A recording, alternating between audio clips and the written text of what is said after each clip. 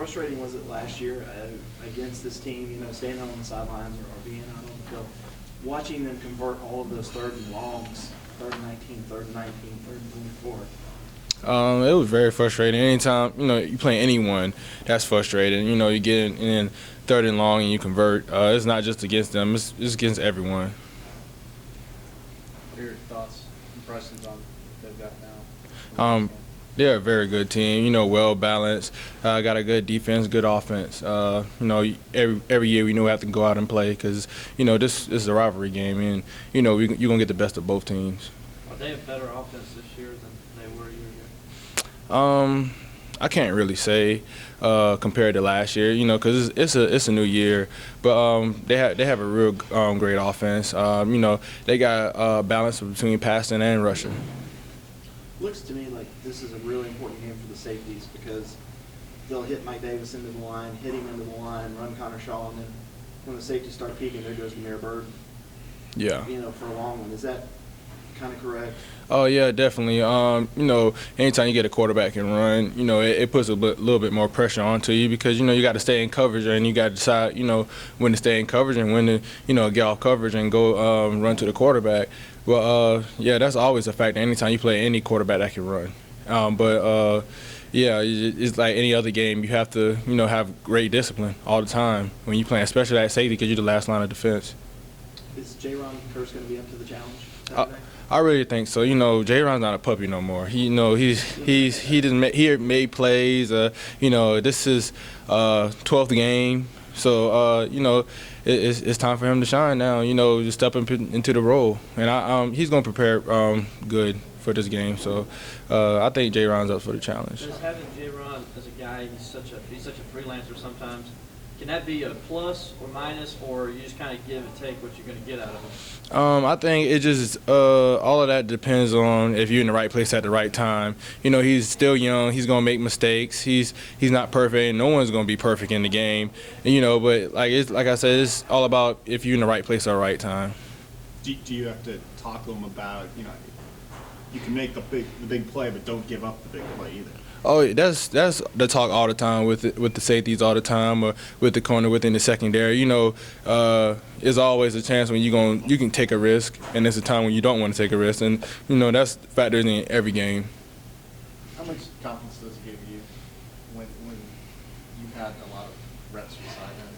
This is not like it's he's just kind of getting thrown in there. It gives me a lot of confidence. Actually, I did not know Travis was out of the game because, me and Travis played together for a while, and it's kind of like, we got a connection. I can kind of like not necessarily look at him, but I can understand what he's thinking, and, I can, by his body language or, just certain sounds, and, just one sound, I kind of like can hear Travis what he's talking about or what he's, trying to imply to me.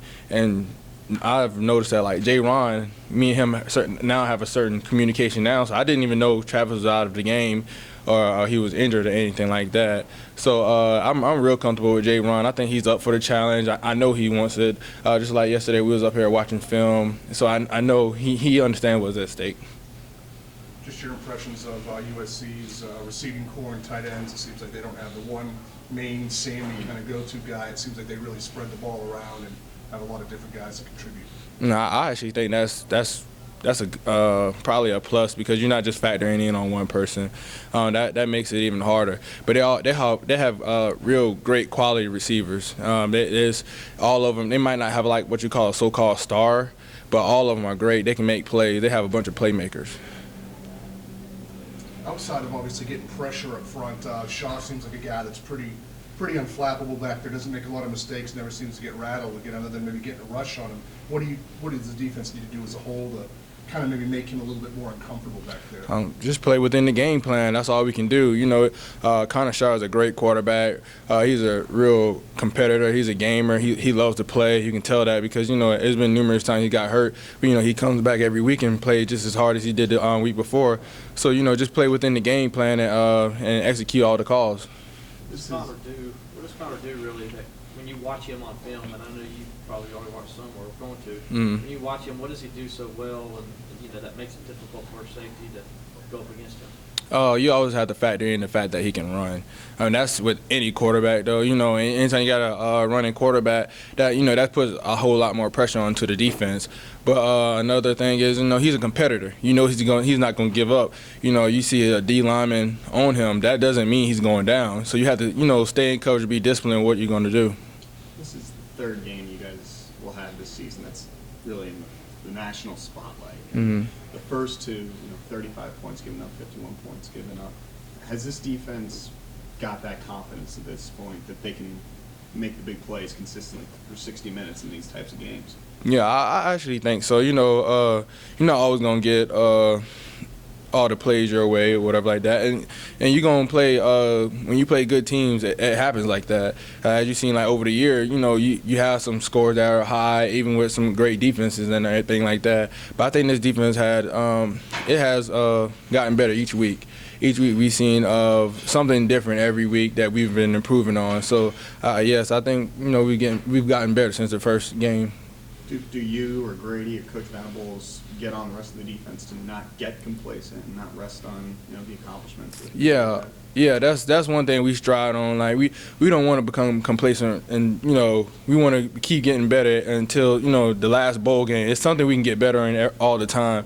In practice, we push each other. You would catch D linemen's getting on secondary players, just for like a simple catch. But that's the standard for us. We want to be the best that we can be, and you would catch secondary getting on defensive linemen or linebackers, or all segments getting on each other, because we're trying to hold each other accountable to be the best. And if we feel like even if we in walk through and somebody catch the ball, that's a big thing to us. We want to knock the ball down, just practice everything, because we all creatures of habits.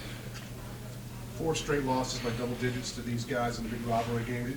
Do you feel like is there more pressure on you guys in this game, and there's a lot at stake for both teams, but just because you guys, it's something that's just talked about year round and you haven't won it in a while, and it seems like they can maybe afford a loss in this thing more than you guys can this weekend? We're going to go out there and play regardless. We all know what's at stake. We know it's a rivalry game. It's always a big issue in the state of South Carolina of Clemson and South Carolina playing.